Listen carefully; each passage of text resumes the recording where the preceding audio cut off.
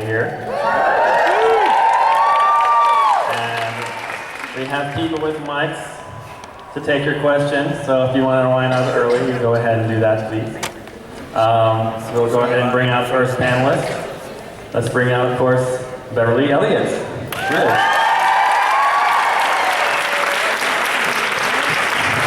It's a long ramp out, by the way. Yeah.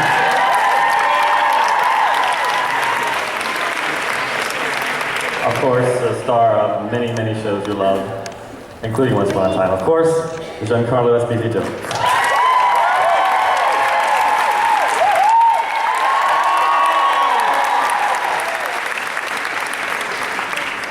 Everyone's favorite drum beat of all time. Here it is, Arenberg.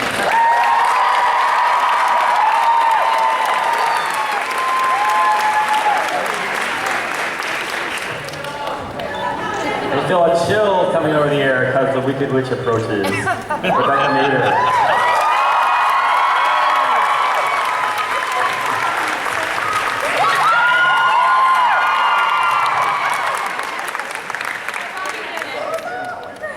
He's gonna give all those Arrow people a run for their money. Robin Hood, Sean Maguire.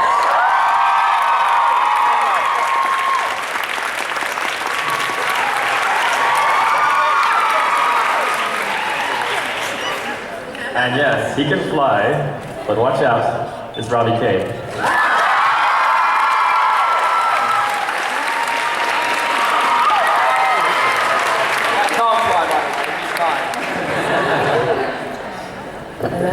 So yes, we got folks already lined up with questions.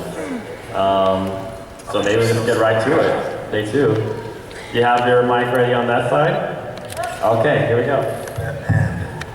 This is for all of you. Who in the cast is the prankster? And everyone needs to tell me what they've done. Let's start at the left side of the table, shall we? You know, honestly, Or the middle. voice of God. That's the first joke. I don't pull pranks because I don't like them. Pulled on me.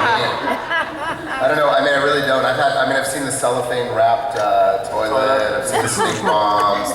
I did a prank. I just remembered one. Did you?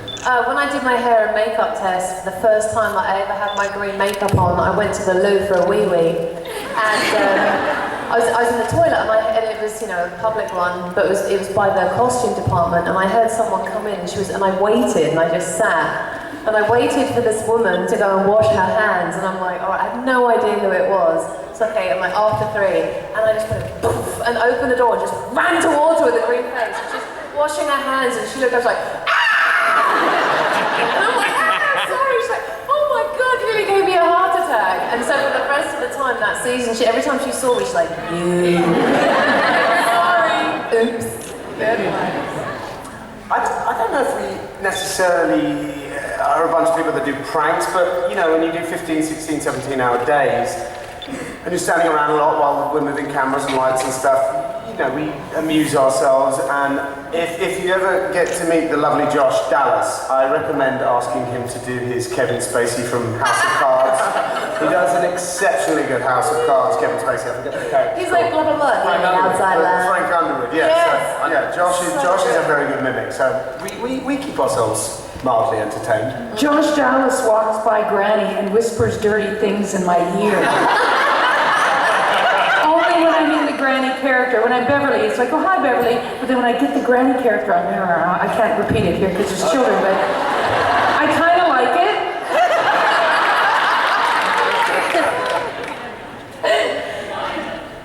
Kinda. The question on this side? I was just wondering what your favorite parts of the script are, because one of the things that I like about the scripts is that they turn these classic stories on their heads almost. And I was just wondering what storyline that you like that they've kind of flipped on their head. Ooh, I think most actors would tell you the bits that they like in the script are where they're in it. Yeah, when it says Granny. Because we tend to go, yeah, right. Oh, me, good.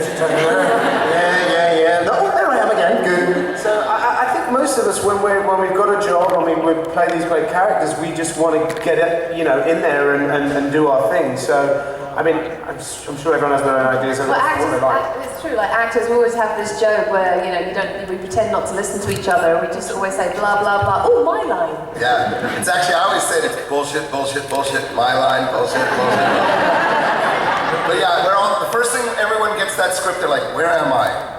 Where's me? So the first read is usually pretty quick. Oh, good scene.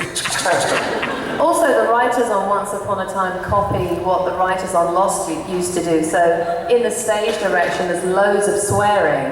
So we can't swear on the show because obviously it's on Disney and it's, ABC and it's fairy tales. There's a lot of F-bombs in the stage direction, like holy effing blah, here comes the blah blah effing blah witch. You're like, oh, it's never going to make the cut, but it makes it more of a fun read, doesn't it? Over here on the other side. I actually have a question for Sean. There have been so many incarnations of Robin Hood, from Pyle's original to Disney's Fox to Men in Tights. Was there anyone that you kind of pulled from for inspiration for your Robin, or did you kind of make him from the ground up, do you feel? I think because it's such an iconic character, and as you say, so many people have played him. I've seen the Kevin Costner one, I've seen the Errol Flynn one, but to be honest, with Once, they tend to make the characters that we know flipped, and so it's, everyone here has really brought their characters, their own essence to it.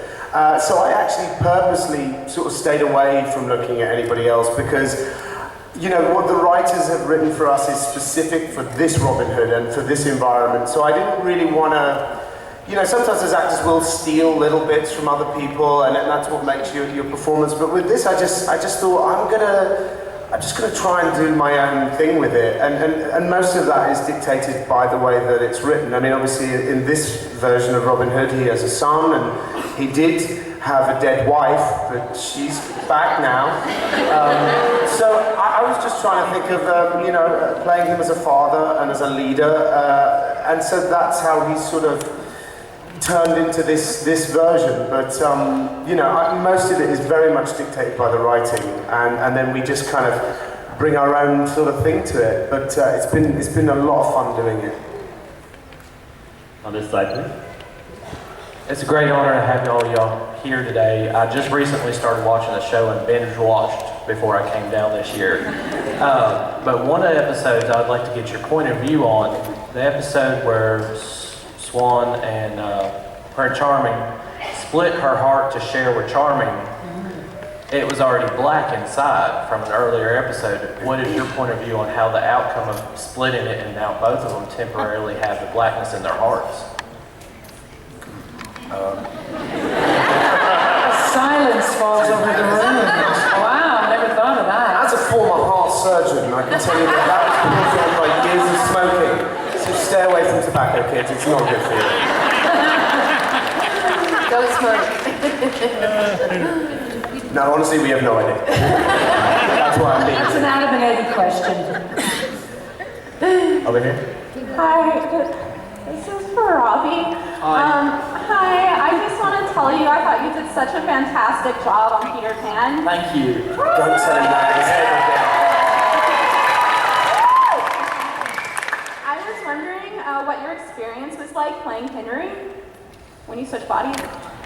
That was a lot of fun actually, because for me, I finally got to play someone that everybody else didn't hate on set. Because like when we were rehearsing and everything, I was like, oh bloody Pan, like, oh. So I was finally able to be like, oh yeah, I'm innocent of that. And it was nice to do the switch. And obviously I spent a lot of time with Jared on the first half of season 3 in Neverland in the Forest. We had a lot of scenes together, so we got to know each other quite well. So when it got to the point of switching over, we didn't even really have to talk to each other about it. We were sort of just like, yeah, we know what we're doing. Yeah, you be me, I be you for a bit. And so yeah, that was great fun.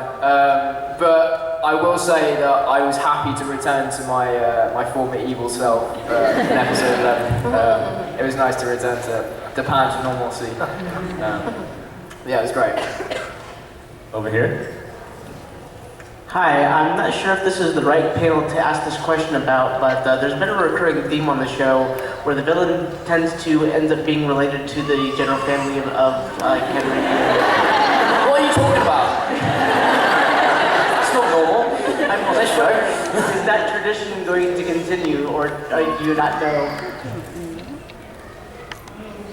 I couldn't hear a thing. Talking about family trees and if the tradition. That relation, yeah. Relationship. I mean, Probably. The rate is going, everyone's related to everybody. I'm probably Ron Hood's brother. Like, let's be honest. It's possible. Entirely possible.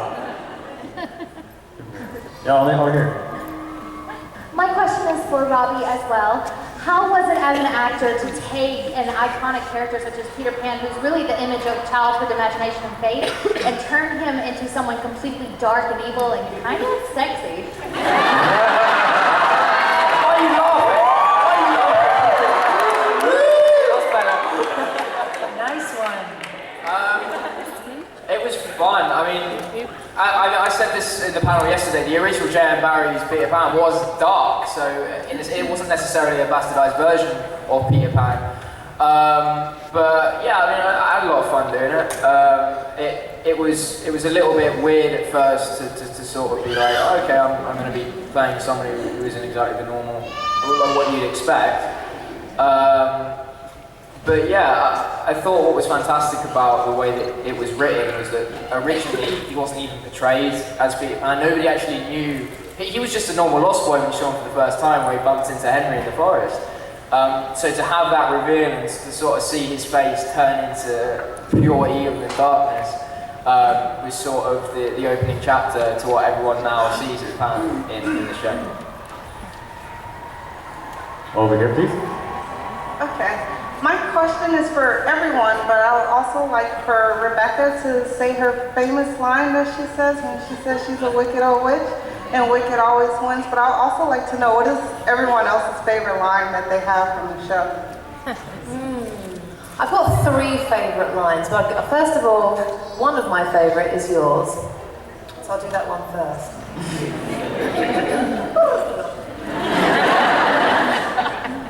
The Queen may be evil, but I'm wicked, and wicked always wins.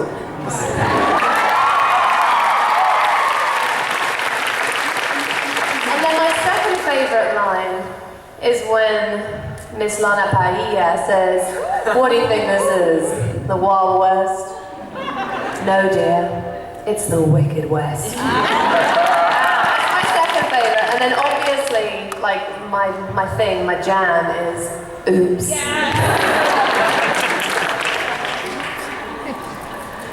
I like when I got to say, "I'll sleep with the trolls in the afterlife." Something to look forward to. And always anything about lasagna or meatloaf. I just like to yell. I don't care what I say. Incoming! Yeah, I love that. That's all we want from me. Just yell, whatever. You don't need a mic. Just do it. I just like to fawn over the Queen. Yeah. That's it. Peter Pan never fails. My favourite. Gosh, I really should have thought this through. What have you said in the past, Sean? I have a really bad memory. I think one of the first lines I said was, I bow, but this quiver's a little tight. I thought that was a bit like a kind of a James Bond kind of line. So that was kind of cool. But there was also a line that I said to Lana, and I said it in one world and then in the other world. And does anyone else remember it? Because I can't. It's, I wouldn't dream of it, that was it. And it was kind of nice to be able to say it in one world and then say it in the other. And I think she says, "Have we met before?" or something like that. So that was kind of nice, playing that sort of echo from one world or one reality to the other. So that was kind of... I like Robin when you're in the throne room and you're gonna go on the mission to help break in and you're talking about liking her ass or whatever. Oh yeah! That was one of my favorite bits. I was like, the two of you guys were all embarrassed for you too. It was like a private moment. I think I said something like, she says, what's he doing here? And I said, "I'm saving your ass." And then there was another line, and I think it got cut. And I said, something like she's got a nice ass. Or something. And I read it, I was like, they can't say this in one upon a time. It was like, my favorite part was the way it was written. It was like, boom, boom, your ass, fantastic. And then the rest was just going like, was the bone, this is awkward. I know. Table walk. Clumsily flirting with Lana in front of other superheroes.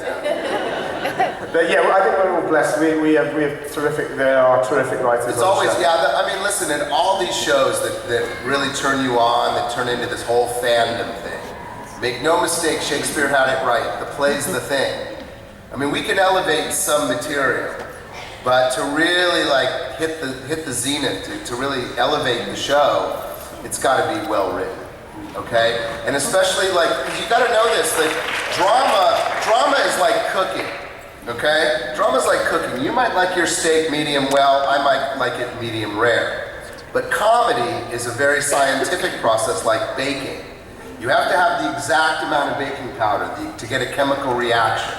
So the fact that these guys are doing both comedy and drama at the same time takes a lot of talent to balance it, to get the right amount of words into, say, my funny one-liners or Granny's one-liners. But it's got to have a rhythm. And that's what you react to. And that's what we react to when we read it. We start to feel the rhythms of the characters and that's where the magic happens. And that's what sets up all this fandom. That's what sets us up, all of us. The play is the thing. Especially television, you need 22 great scripts. So the writing team starts and ends the whole process. And that's why the writers and producers run television. You're here.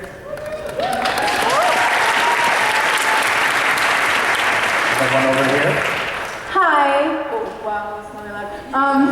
First, I just wanted to thank you guys for being here. It was really cool seeing you guys.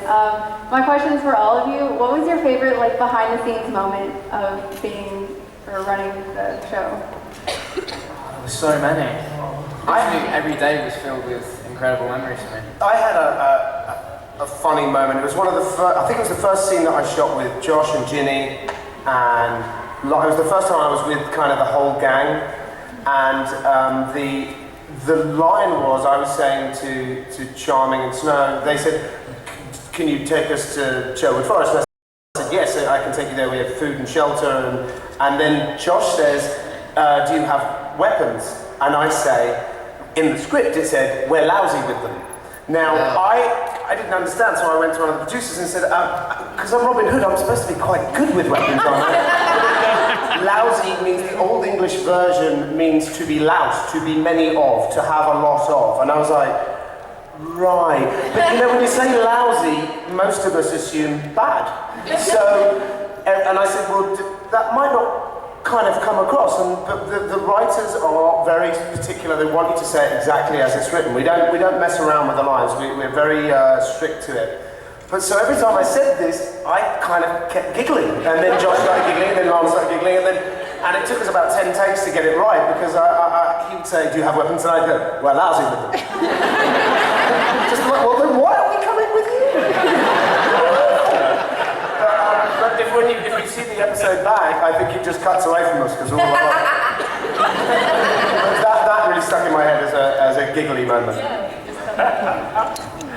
One funny moment that happened to me was like I asked to do all my own stunts when I was working with my broomstick. Like they hired somebody and dressed her up in green, but I'm like, I want to do it. It's my stick. So you know, it takes a long time to get me up into the sky and rigged up, harness and all that jazz. And we'd done it a couple of times, and it was my coverage, so I'm swooping through the sky, and like I had to like jump off the broomstick at the end and then continue talking. So I went through the air, came off, jumped down, everyone's in the scene, and I get off, and I'm like, I have no idea what my line is. I went through all this, I'm like, oh, bollocks. Take me all the way back up again. But behind the scenes stuff on the show, I think the best behind the scenes stuff is that, you know, when you work in TV and film, most of our time is sitting around tweeting with you, and or going and getting a cup of tea or whatever. But they always put the actors together and they put all the chairs together, and we have so much fun doing nothing. So when we're waiting to like hang out and do the scenes, we sit around and we chat, we hang out, we put our feet up, and that is one of my most favourite things about being on Once Upon a Time, is just spending time with everybody else having a cup of tea. It's just such special moments that you'll just treasure forever. You just reminded me of my harness experiences on Once. I think episode 8 I did a lot of flying action, So I was in there was a Studio 5 just dedicated to green screen. So that's when they did all the sort of stunt harnessy stuff. And I remember there was this one shot where they had to get me to land on this pad, but for some reason it was quite a small pad, so I kind of had to like aim the landing right. So they had this guy behind. You guys might have seen a picture online or whatever. There's this guy like in a full-on green mask, and all you can see is his little eyes like cut out. But he looks like he's trying to blend in with the background, but not quite working. So he's behind me, like sort of like controlling the harness, so I could get brought down the right. And then there's like wind in my face and all that stuff. I was supposed to land really gracefully, and every single time I tried it, it was an absolute shambles. Like, I'd always like miss them off or like crash into the mat. And it was right at the end of the day, so everyone was sort of like, you gotta go home. It's like, we've been working a long time, and I'm like, I'm sorry, I'm trying to get it right. But at the same time, they were all having such a big laugh at it because I just looked so stupid. I had the full costume on and I was flying, I was like, oh, whatever, it was pretty fun. And then every time I was just like crashing into the ground. And when we finally got it right, everyone like cheered and was like, you did it, you did it. I was like, right, let's go home. Let's go home. We're done. Then it took me 20 minutes to get my arms off. One of my favorite moments was in Red-Handed, when we were filming that one, and being up on the top of the mountain in the mist. It felt like we were in Narnia. It was so beautiful. And so just being there just felt like we are in Magic Land. So I loved that. And just adding on to Rebecca's story about sitting around and doing nothing. One night we filmed till about 5:30 in the morning. And usually if we're not in a scene, you can go back to your trailer and rest in your trailer for a while. But for some reason they kept us, we were filming in Steveston, in Storybrooke, and they kept us in the little room there that they have. And we were there for like hours and not being used. And there was Robert Carlyle and Emily and like Tinkerbell was there, tons of cast members. And so we all made little beds on the floor, and people like would fall asleep and like literally get blankets and curl up, and then you'd wake up and have this, you know, kind of sleepy conversation. It felt like we were having a sleepover. You know, somebody would wake up and go, I'm gonna go get tea, do you want some? Yeah, and they come back. And so finally at 6 in the morning we filmed our scene and then went home, but it felt like, yeah, see you tomorrow. It felt like we all kind of slept together that night. I remember that night. That was when we shot that scene that was the showdown of Wicked versus Evil. It was that night. And it took us all night just to shoot that one scene because there's so many stunts in it. And we did wrap at 6 o'clock in the morning.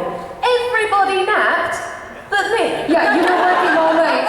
And I was sick as a dog when I did that episode. I had like walking pneumonia. I'm like in the street, and there's Bobby Carlyle with his stuff in his mouth having a nap. I know. And then he's like this. I'm like, no, you all relax.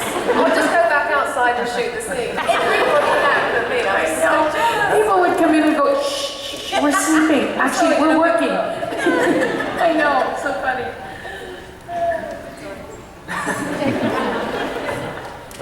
Question over here. Yes, my question is for Lee. From the first season, my favorite backstory episode was the dreamy, grumpy, and blue backstory and their forbidden romance.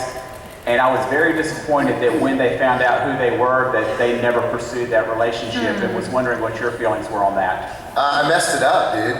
I messed it up with her, because you gotta let the woman choose her definition of happy. And if you watch the little bonus disc of Welcome to Storybrooke, right? We actually do meet up, and the relationship is kind of resolved on that. And basically that's what she tells me, that, you know, I screwed up because I should have let her decide her own version of happiness. And I you know, it's weird because the guy has a great heart, Grumpy does, and it's covered up with all that bluster because he's really a softie inside. So, I mean, if anyone doesn't deserve a happy ending, I mean, it's that guy, or any of us in a weird way, because it would kind of end the story. Like, who would he be then? He would just be another cranky dad, you know, instead of this guy, right? So, there's something beautiful about the fact that he got so close and that it's gone, you know? And it keeps driving him along. But thanks, man, I appreciate it. I really enjoyed getting a chance to kind of show some different colors in my game. Thanks.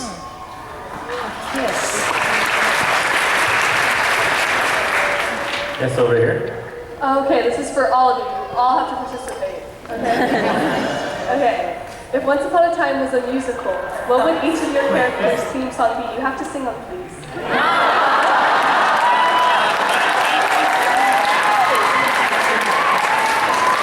Yeah, mine would be from Oliver, and it would be, I'd do anything for you, dear, anything for you, dear, anything for you.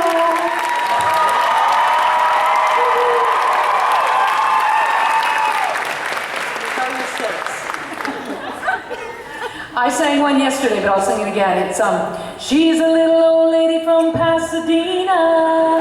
Go granny, go granny, go granny, go.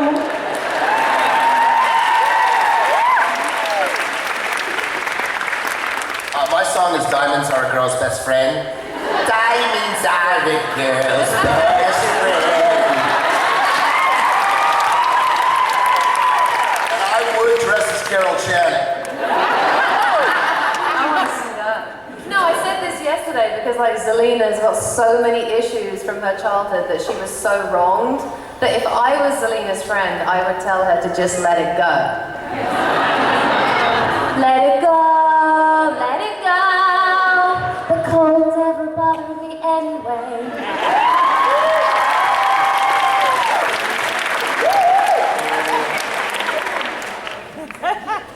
Look, right, no, seriously, I didn't have like a granny song or a diamond tip. What kind of song goes to my character? Literally, like, I can't think of anything.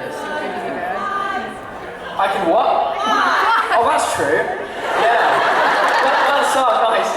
I'm off the hook. He said, don't sing, don't sing. If you sing, then I have to sing, I can't sing. I'm so throwing you under the bus right now. No, you're not. No, you're not. Actually, my mind had gone completely blank, and the only thing I can think of is Robin Hood, riding through the glen. Robin Hood, with his band of men. Will he retreat back to Sherwood? Course he should, course he should, course he should. That's what I got.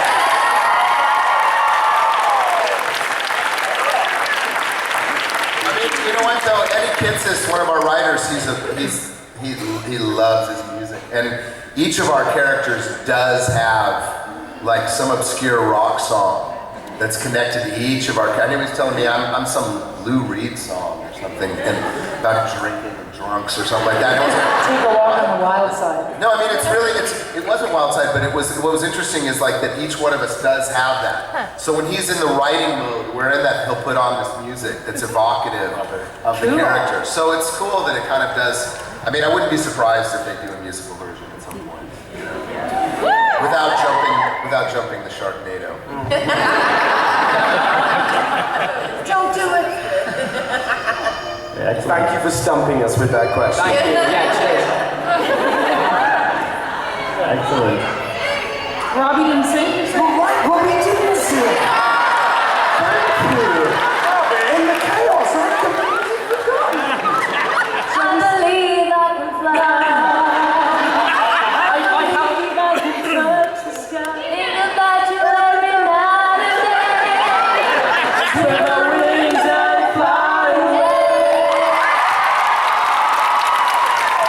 I did it.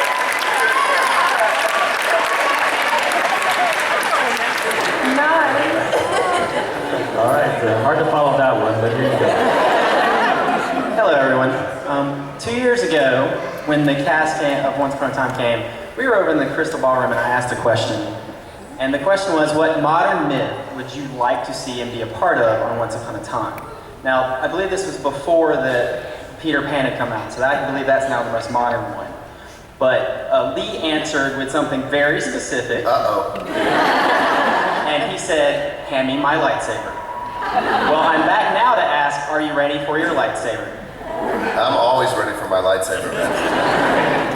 Yeah, I mean, it'd be interesting. I mean, now, you know, honestly, with the Disney Pantheon expanding, some people were talking to me today about that, talking about, you know, Eastern fairy tale or Native American. Somebody was saying Paul Bunyan would be cool, or Casey Jones and the Magic Train. I mean, I think, honestly, the exciting thing about it is that it could go anywhere. as long as you can kind of make it work in a realistic way. It's like the question we had earlier about will that character be revealed as part of the family?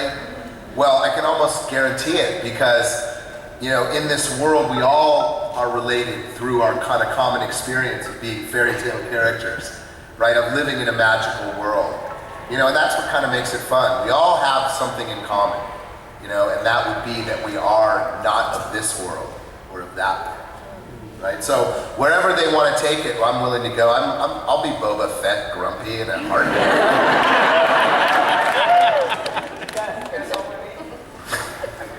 Over here. All right, this is for all of you. I was just wondering, growing up, what was some of your favorite fairy tales read to you? I liked Ariel. Yes. I always wanted to be Ariel. My hair used to be really, really long when I was younger, and I used to babysit for these little boys that literally thought I was Ariel. So when I would put them to bed, I would have to sing, I know all the words to Ariel. So they would make me sing, like, look at this stuff, isn't it neat? Before I would send them to bed. So I loved that. I think I was like 14 when it came out, and I transcribed the whole thing and memorized it. Didn't have many friends. So that's how I spent my childhood, was learning songs to Disney, pretty much. Loved it.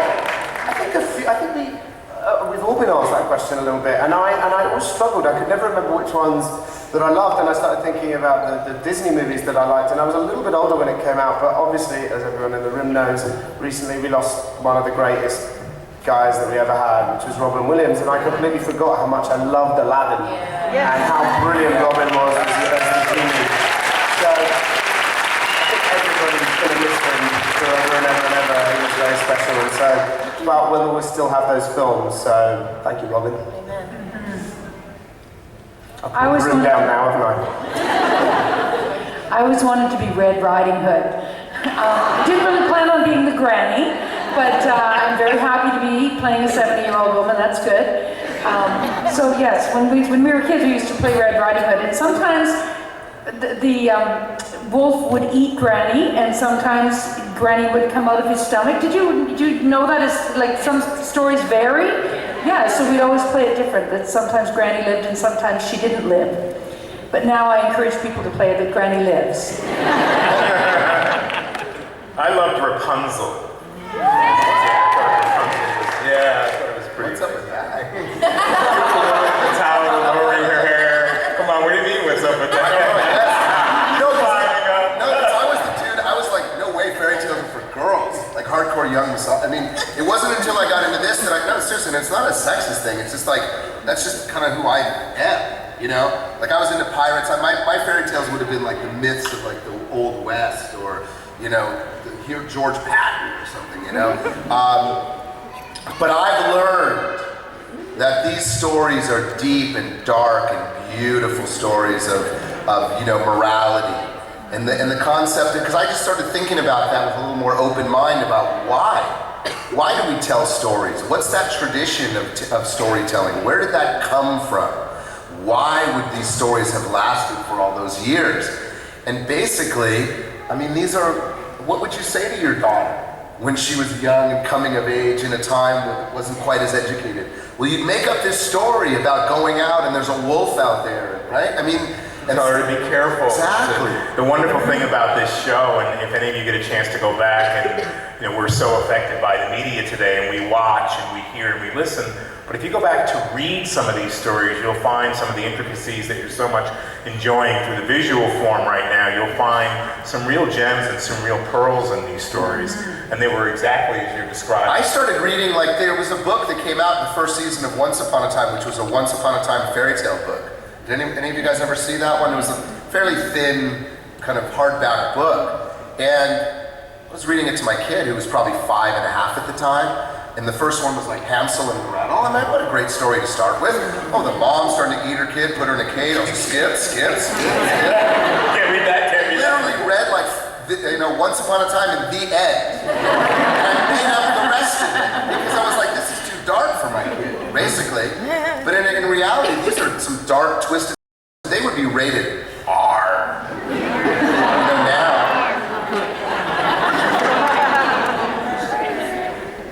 Over here. Our question is for all of you. What was your favorite scene or episode to film? I like kissing Amy Acker. That's still my favorite scene. I like my Genie episode. I was so in love with the Queen to sort of explain how Sidney gets into the mirror. And so that was some of my favorite stuff because I got a chance to be in my little Genie lair, my little bottle, and get out. And the poop you just like those pants. Yeah, I did like those pants. Back to the 80s, dude. Yeah. You were like, my little pants and my turban. I like red-handed when I got to reveal the crossbow. When I up in the cabin in the Enchanted Forest, and when we lock the cabin all up, and then Red goes to bed, and then I pull out the crossbow. That's my favorite. All my scenes with Robert Carlyle, it was such a joy to film and shoot. He's such a brilliant, talented, experienced guy, and he's been around for a really long time in film and television. You're saying Robert's old? You just chucked No. the bus. We'll have you sing again. Don't twist my words, Lee.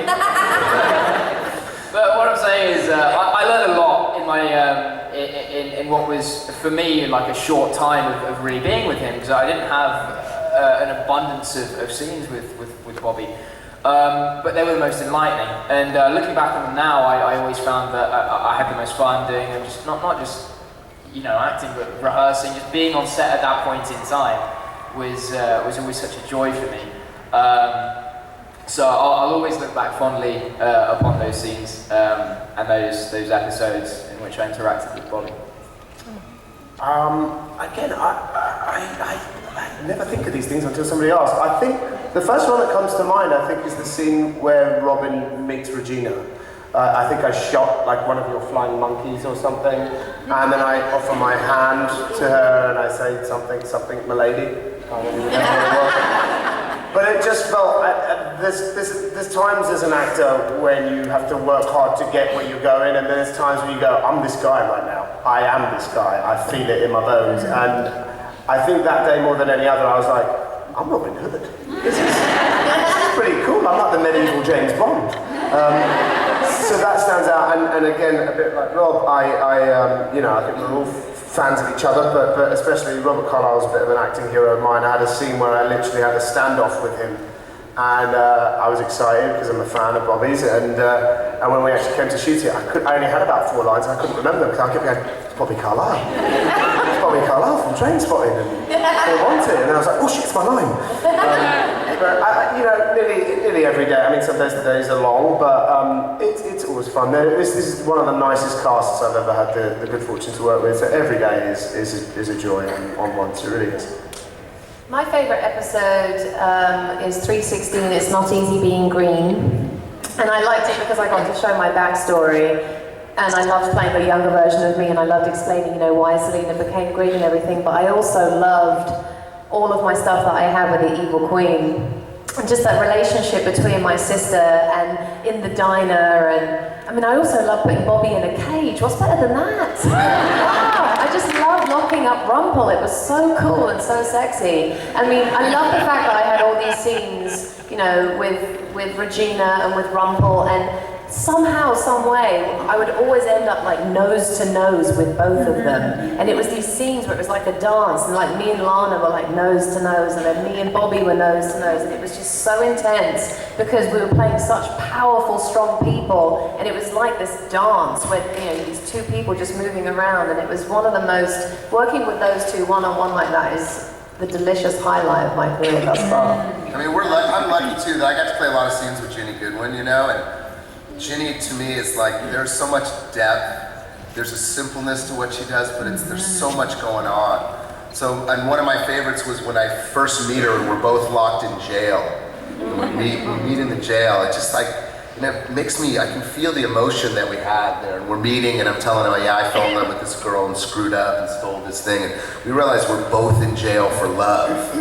And then my stealthy comes in, the 8th dwarf, right? He comes in and he springs me.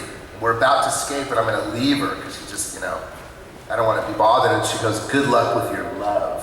Hope you get lucky. And then I'm like, my guy's just like, oh my God, I'm gonna have to spring her. I'm stuck with her. But what it was is she's such a generous actor, as well as all these actors, and especially these dudes on the stage as well. But we really care. It makes it really fun to do this show. Because a lot of times, TV goes fast.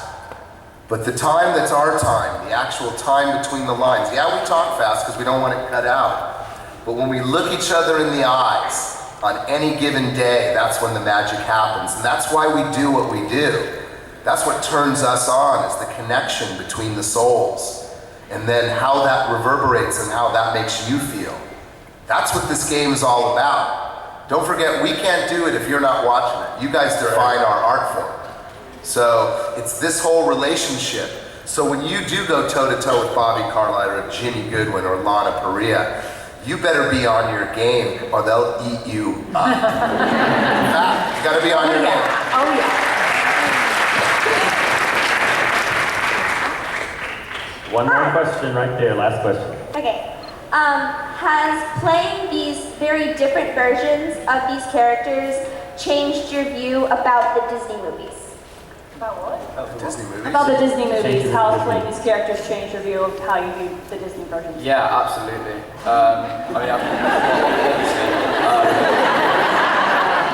Quite different. But yeah, I wholeheartedly agree that it's changed my perception a lot. It's made me view almost every fairy tale character in a multifaceted way. I think I watched a lot of the classic Disney movies when I was a lot younger. So I wasn't really able to comprehend and understand that they're actually really in-depth characters and that they have redeeming qualities and that they have ulterior motives and those themes I find are really sticking with me now that I've done Once Upon a Time, especially with Pam. I mean, we had this conversation yesterday that I feel like there's a slight bit of redemption in his character, and then looking at every other character, I feel the same way. So it's nice to come onto this show to really actually think about fairy tales and be immersed in that world for a long time, and then to step back and say, okay, I've actually learned quite a lot about a subject that I've known about for a really long time. Because it's fairy tales are really quite important to a lot of us throughout the entirety of our lives, because it teaches us a lot about morality.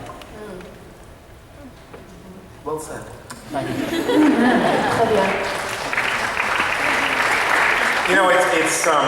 This show gives us the opportunity to make, when you ask about film and the Disney movies, it gives you an opportunity to make 22-hour-long movies. And so you get more of an opportunity to explore your characters and explore these different stories on a deeper level. And you're able to get, congratulations to Eddie and Adam and to all the actors who are on the show, you get a chance to really explore the depth and breadth of who these characters are in a very intimate way. And so we're all very blessed to be on this show, and we're all blessed to have such great and adoring fans as you. Thank you.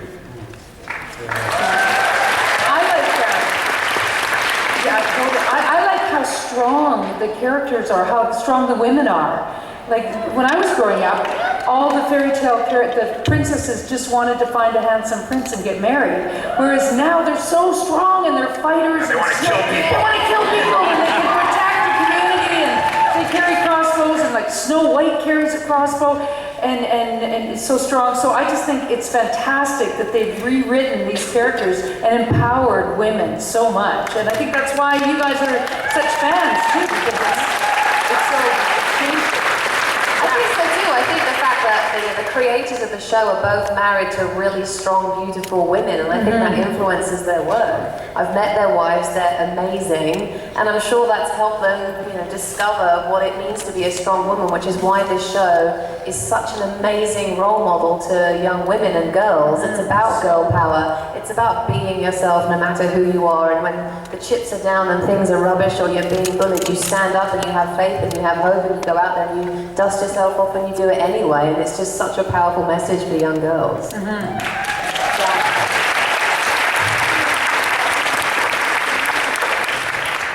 All right, well, on that great note, we will see you guys tomorrow in another panel, and we'll see you guys in the Walk of Fame in the next half hour. Thanks a lot for coming. Thanks to our Thank you, everybody. And